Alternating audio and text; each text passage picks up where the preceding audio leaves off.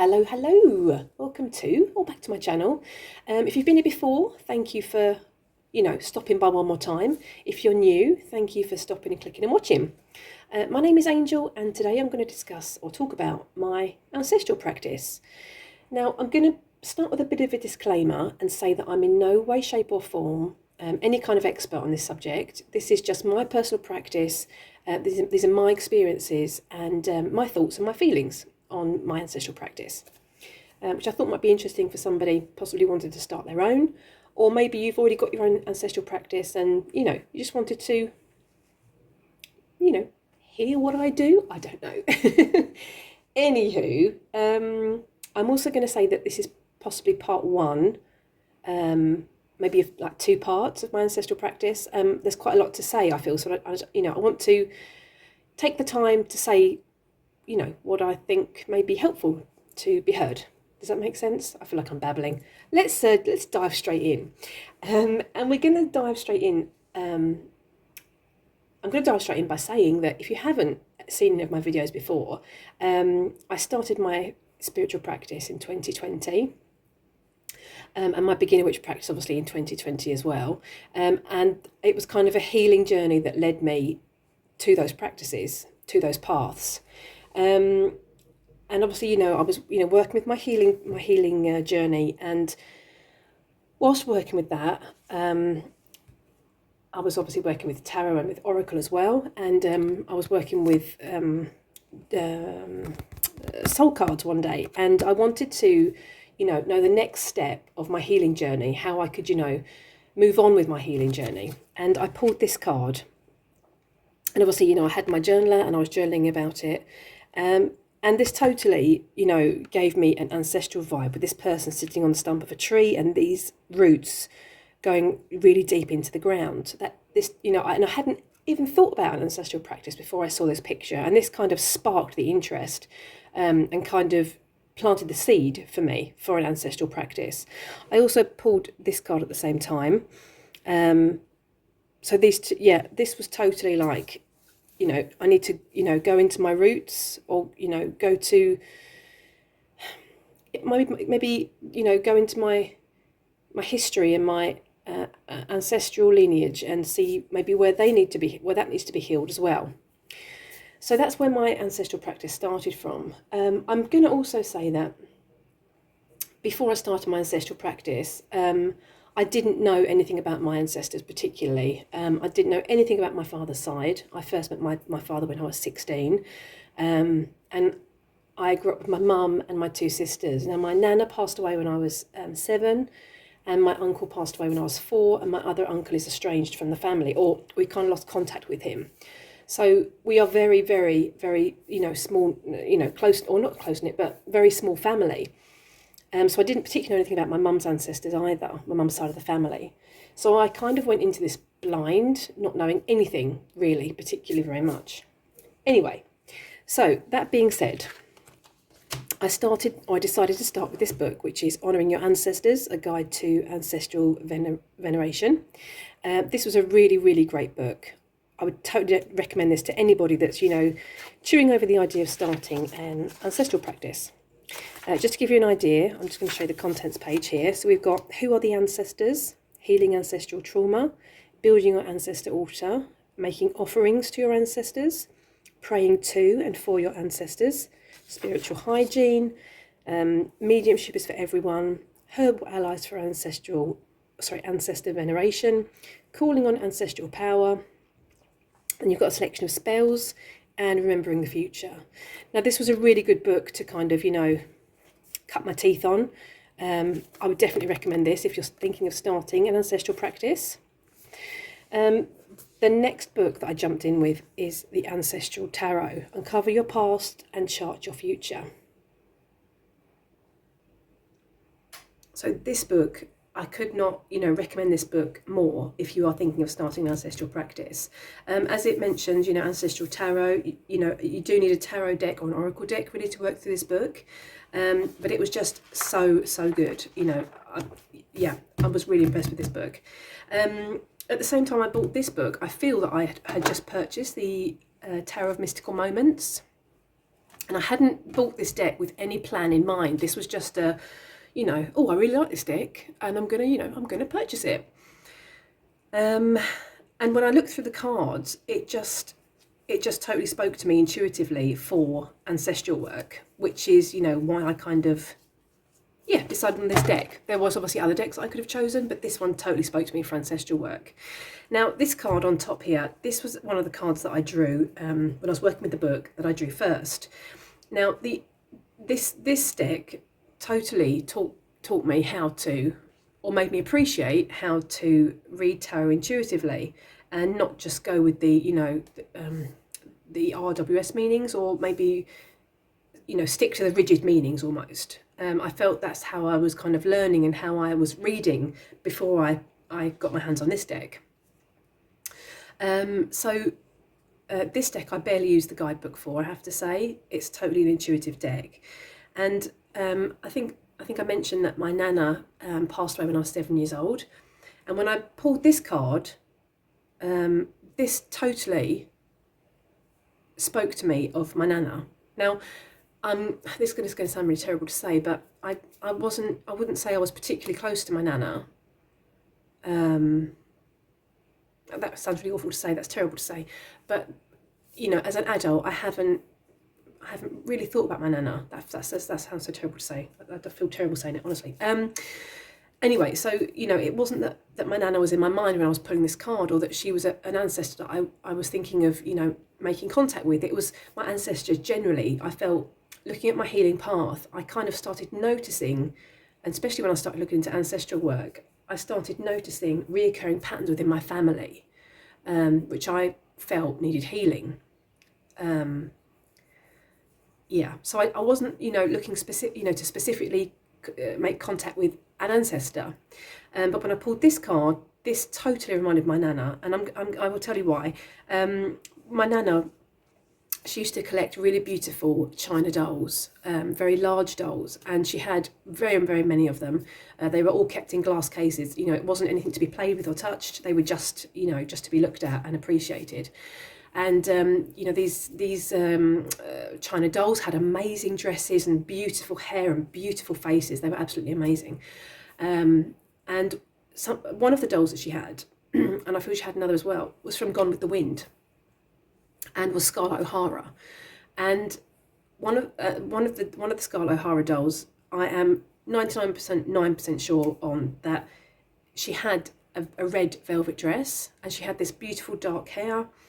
And this totally reminded me of that when I pulled this card, and I totally thought of my nana, which I hadn't thought of my nana, you know, since I was a child, really.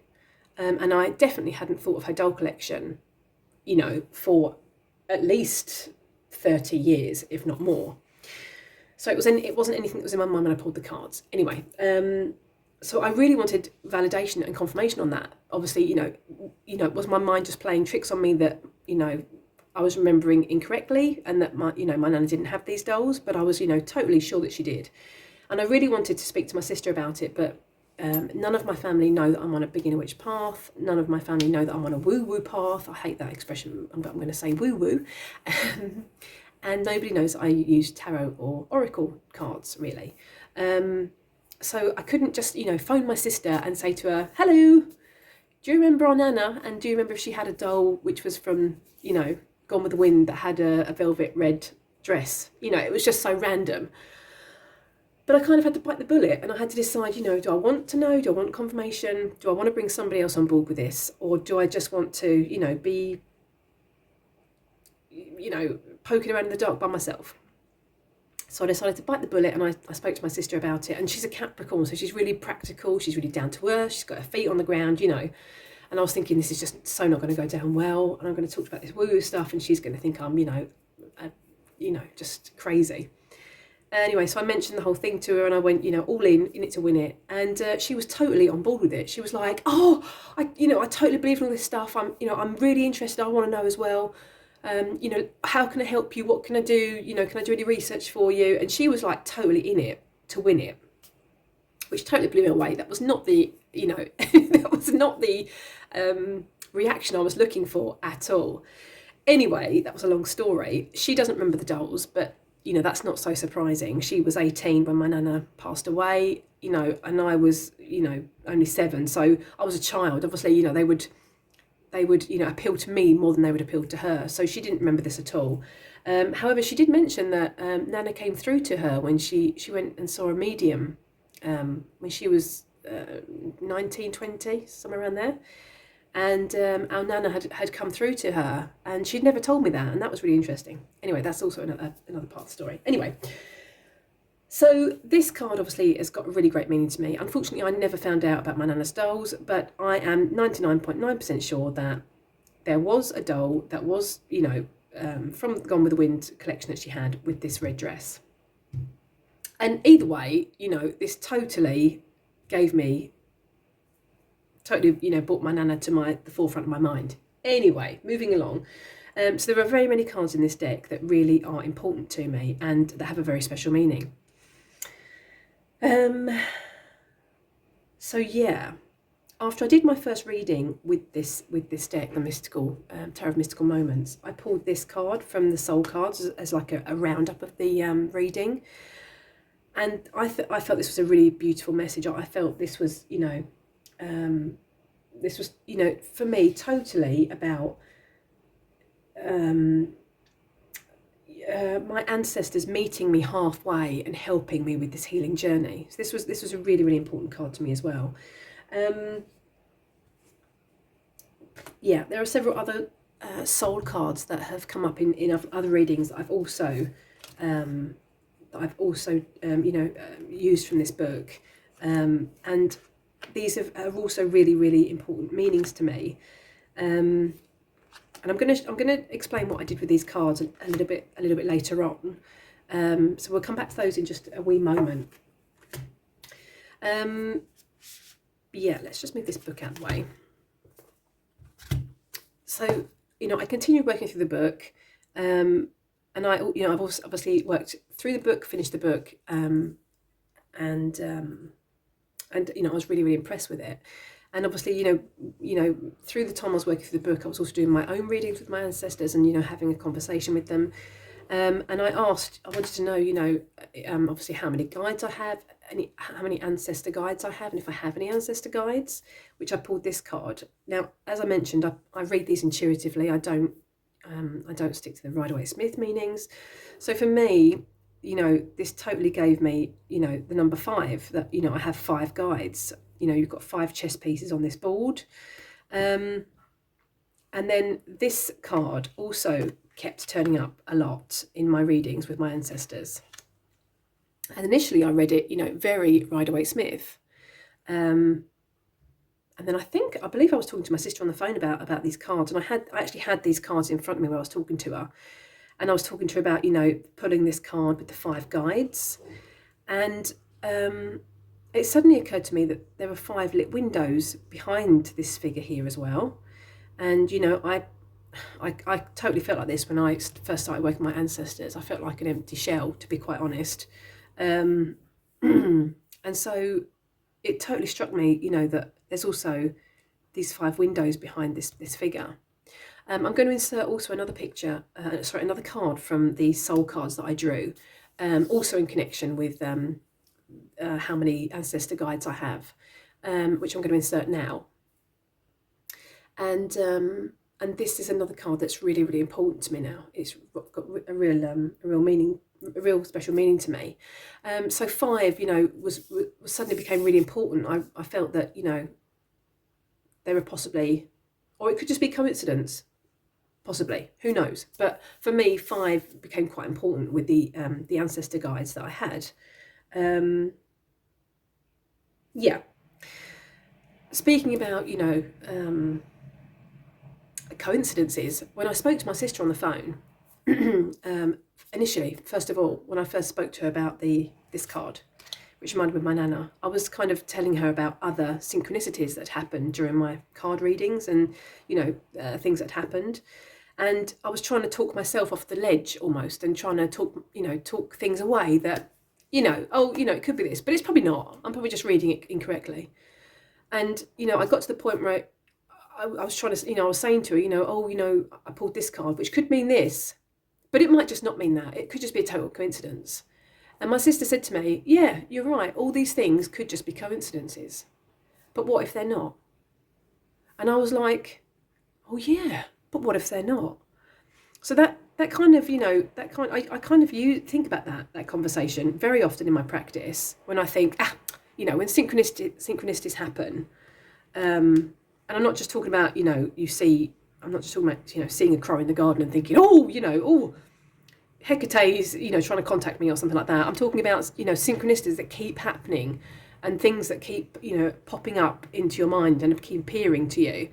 And, when I'm trying to talk myself off the ledge and think, it's probably just coincidence. I think back to that conversation with my sister and think, yeah, it could just be coincidence. But what if it's not? So I really try to, think about that very often when I'm trying to talk myself off of the ledge and try, trying to talk it away logically. So yes, so that is that. As I mentioned, let's just pop these out of the way. This card is obviously very important to me. It totally, says to me about my ancestors, speaks to me of ancestors, obviously. I'm going to show you this card. Going back to Ancestral Tarot, this helps you come in contact with your ancestor guides. And this was the first guide that came forward to me, the Knight of Cups. Now, during this time of working through this book, I also went on to Ancestry.com.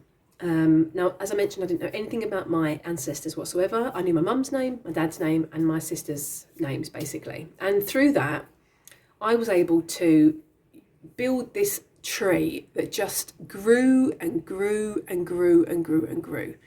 And it was so, I was on this path for healing, and that seeing that tree grow and expand was so healing. It really, really was. And to see these, people's names that I was, related to, and to see when they lived and when they passed away, that was such a healing experience to just see this tree. I was brought up with it being my mum and my two sisters, and that was it. And to suddenly see this network was so healing. So I'm really, really grateful for that. And when I went onto Ancestry.com and I built, I found my ancestors and this tree started to build. I even found ancestors on my father's side, which was also really amazing. And obviously, I had this guide come through, and through research, through, using the tree and my ancestors on Ancestry.com, I found that this was my great aunt on my mum's side. That had come through to me. Now, that's when this book came into play. I call this the Book of the Dead for my family tree. And I basically, this is just my mum's side so far, I basically have written in all the family that I found on my mum's side so far in this book. And the reason I speak about this book is Samhain last year, Samhain 2021, and even Samhain last year, Samhain 2022. On the actual Samhain, I pull this book forward. I light my ancestral candle, which I'm going to show you in a wee while, and I read out every single name in this book, and the date they were born and the date they passed away, to honour them. And I do the same. I haven't got my dad's side, my father's side in this book yet, but I do the same with my father's side. I read every single name and the date they were born and the date they passed away to honour them on Samhain. And I think that's a really great way to remember them, to, to keep their memory alive, as it were, almost. I didn't know anybody, when they were alive, apart from my nana and my uncle. So I think that's a really special way to remember the ancestors, by doing that. Anyway, so I kind of became a little bit obsessed with this guide with my great aunt, and I really wanted a picture of her. I really wanted to see what she looked like. Now, if you've been on Ancestry.com yourself, you'll know that, you know, there are quite a few photos of people on there. Obviously, you know, that relatives that have uploaded pictures of their loved ones that have, you know, passed away. But obviously, you know, the further you go back in time, maybe the less likely you are to find a picture of these people. And unfortunately, I could not find a picture of my guide. And I contacted several people that had my great aunt on their family tree as well, and, you know, nobody had any photos of her. Nobody could, you know, give me any information about her either. And I just totally become obsessed with you know, finding a photo. Now, during this time, sorry to jump from subject to subject, but during this time, I had built an ancestral altar using my soul cards, because obviously these for me represented my ancestors. You know, I felt that the messages, you know, that I had got these, you know, these cards through, or, you know, pulled these cards when I was doing my ancestral readings. And so for me, these were, you know, personal messages from my ancestors. So they totally meant a lot to me. And because I didn't have any photos of my ancestors, I decided to build my ancestor altar around these pictures, which is what I did. I'm going to put a photo in here for you now. And as you'll see, you know, I had this glass case. I had my soul cards in there to represent my ancestors, and the special messages that I'd received from them. I even had some crystals there, which you can see. Mucolite means a lot to me, and I don't really remember why I chose mucolite. This is a bracelet that I wear to remind me of my ancestors. I even have mucolite on my altar, my ancestor altar. And there's a few other crystals as well, which I really, connect to my ancestors just intuitively. There's no real rhyme or reason. It's just a strong connection I feel to my ancestors. I'm going to show you those later when I go through I'll give you my altar tour. Sorry, going back to my guide, I become very obsessed with you know, finding a picture of my guide, really obsessed. And I knew my mum didn't have any pictures of my ancestors, but I knew that my uncle did, because he used to live with my nana. My uncle that's estranged now I'm talking about. He used to live with my nana, and I know that when she passed away, he kept all of her items. So I was kind of, you know, should I be brave and should I make contact with my uncle and, you know, ask him if he's got a photo of my ancestor that I want? And I was umming and ahhing, and, you know, I was like, oh, I don't know, I haven't spoken to him for about 25 years. I can't just randomly contact him and ask him. And then I thought, why not? The worst he can do is not answer, not respond, or, you know, say no. So I did, I bit the bullet. And I think I mentioned before, my family live in the UK. I live in a different country. So there's a very large, you know, what's the word, buffer between us. Is it called a buffer? Is it called a buffer? You know, the space between us is, you know, yeah. And so I wrote him a letter to the address that I knew that he lived at 25 years ago. And luckily, he lives at the same address. And I obviously gave him a life update, you know, mentioned that I'd moved to a different country. And my, you know, research into our heritage and into our ancestors. And I asked him if he had any photos of this specific ancestor that I was looking for. And he responded back, and about 3 weeks after, I got a letter. We're very old school, you know. He's about 80 years old, so I didn't want to expect him to, you know, email me back or send me a text message or whatever. So we did this totally, you know, the old-fashioned way.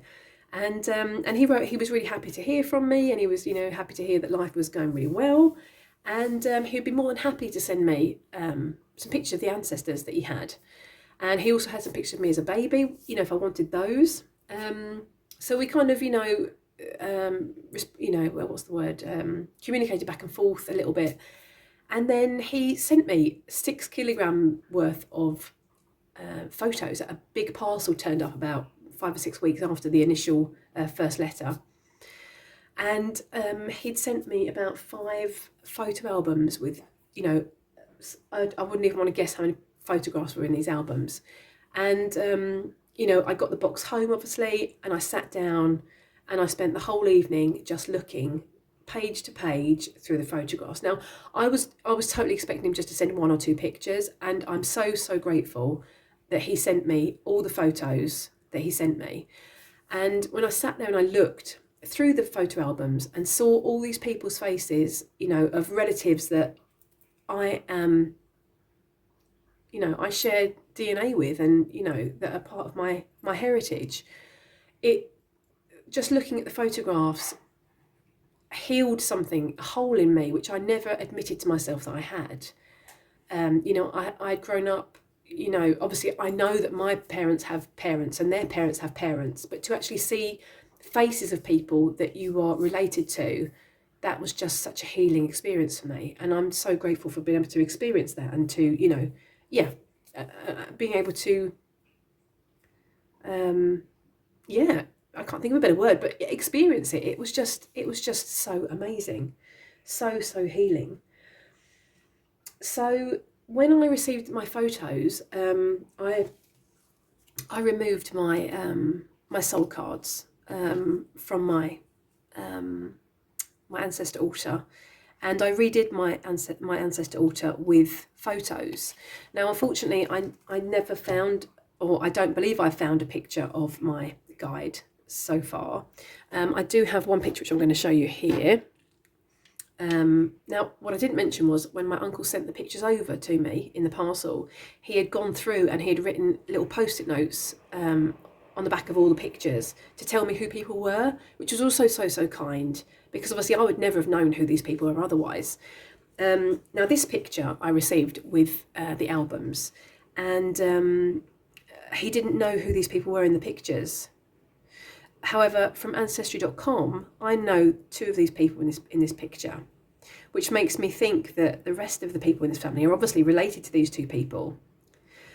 So I'm hoping that one of these ladies, I don't know, but I'm hoping that one of these ladies is my ancestor. Is my ancestor guide. Obviously, I don't know, and I don't think I'm ever going to know that either, because, you know, the people that do know that information unfortunately have passed away. But it's comforting to have this on my ancestor altar, and yeah, and to, you know, kind of maybe hope that, you know, I know that these 2 people are related to me, and I know that this person here is also related to me as well. So, you know, I don't know what I'm trying to say here, but I just find it comforting that there's a possibility that one of these ladies could be my ancestor guide. So, that being said, I think we're going to do a bit of an ancestor altar tour. Yeah, watch this space. Okay, so we're back. Now we're handheld, so it could well be very wobbly. I'm going to start here. This is my, which you've seen before, obviously, with the soul cards inside. This is the first part of my ancestral altar. I've obviously got some pictures in here. I've got some an obsidian skull, and I've also got some prehnite, a prehnite skull in there as well. The emblem to the right, that was from my uncle's army uniform, which I found in the photographs that I got from my other uncle. So this belongs to my uncle that passed away, unfortunately, when I was 4 years old. 4 years old. Yeah, 4 years old. So when I got the photos through and I found that in with the photographs, I felt that was something that needed to go on my ancestor altar. Let's just pop this out of the way.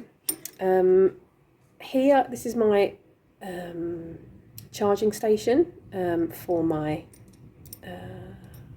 mucolite bracelet. We've got some kyanite here. We've got some other crystals as well. We've got a key, which I obviously what's the word? Oh, I'm running out of words now. Oh, it's so typical. Which I connect with opening doors. Yeah. So in the front here, we've got some angelite. We've got some prehnite. We've got some angel calcite. I'm going to be hopping about here a bit, unfortunately, but inside here, this is my Nana in the centre. Then we've got some other pictures of some ancestors as well. Here's the picture I mentioned earlier from the soul cards pertaining to my ancestor guides. We've got some Muka light in there as well. Moving along, we have the tarot deck, Tarot of Mystical Moments. Then at the back, I've got a picture of the same three ladies. This is my Nana here. Unfortunately, my Nana's mum passed away when she was 12. So this is my Nana's aunt, and my Nana's aunt, I don't want to say jumped in as her mum, but kind of took that role in my Nana's life, and she never married. She, you know, she totally took on the role of looking after my Nana, taking care of her. And when she became really old, she lived with my Nana and my granddad, and they looked after her. And this is her mum.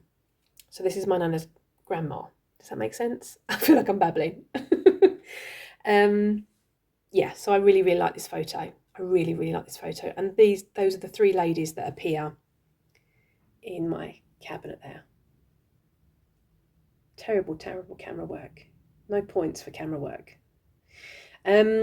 Yeah, so that's the Tarot of Mystical Moments as mentioned. This is my bell, which I got from the charity shop. And we've got some fossilised wood, which I also connect to my ancestors. A pre-night globe or sphere. Got some amethyst on here. This is a new crystal that I've just purchased. This is, I think it's called Ancestral Light in English. This was my weekly draw from my Angels and Ancestors deck. Then I've got some more decks that I use here. I can't think of the names of them, so I'm going to write them on the screen. This is, I think it's the Tarot of Twilight. Tarot Sweet Twilight, sorry. These are the Vintage Wisdom cards, and this is the Goddess Temple deck, I think. Yeah, and this is the Angel and Ancestor tarot deck. We're going to sweep past again. We're going to go to the other end of the ancestor altar. I do like to have keys on my altar because, you know, I see them as, yeah, to open up possibilities and communication. You can hear my kitty cat, I'm sure. I always have water on my altar. This is a bell from the charity shop. We've got some fire and ice crystals here. This was the picture that I showed you a few moments ago with my possible ancestor guide there. This cup is something I'm working on. I'm not going to go into that. This I'm going to talk about in part 2. This is really important. I'm going to explain more. I'm going to definitely explain more in part 2. Yeah, then we have my spiritual guide candle, which I usually light there. And then here, right on the edge here, on the end, we have, which I think is not coming out very well because it's quite dark, which I'm also going to go into in part 2. This is Melusina. And I'm going to explain a bit more about her and the connection and why she's on my ancestral altar in part 2. Yeah, yes, I'm going to leave it at that for the moment.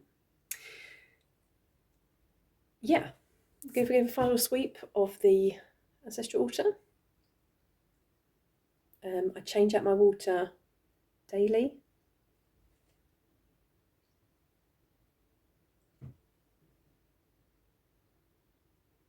And this is on my witchy desk, so whenever I make a video or I'm sitting here doing my tarot readings, you know, they are all, you know, my ancestors are always in view, and I speak to them every morning, and I say goodnight to them every night, which sounds a bit daft, but it is, you know, it's comforting. It really is comforting.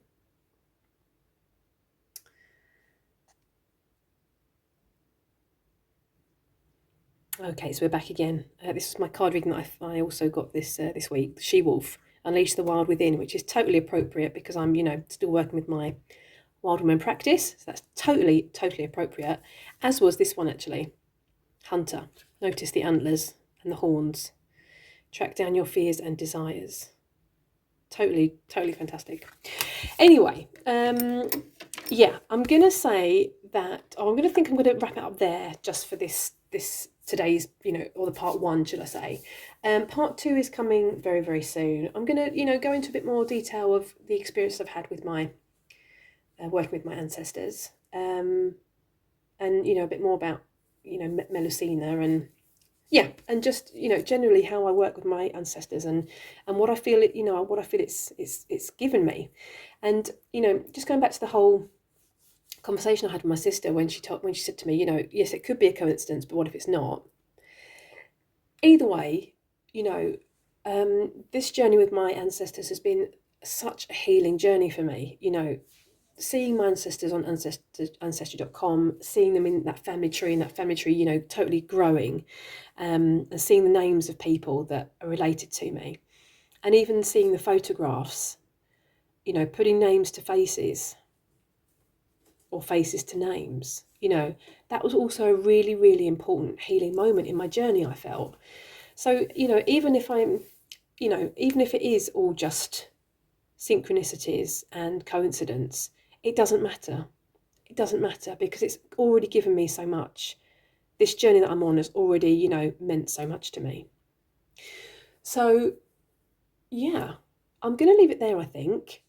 Sorry about the waffling on. I hope this has been some kind of help or, interest. If you've got any questions, I'd be happy to answer them, in the comment section. As I mentioned, I'm not an expert, but, I can totally give you my take or my experience, or, with how I work with my practice. Yeah, I'm going to wish you a lovely morning, afternoon, or evening, wherever you're in the world. Take care. Speak soon. Toodaloo.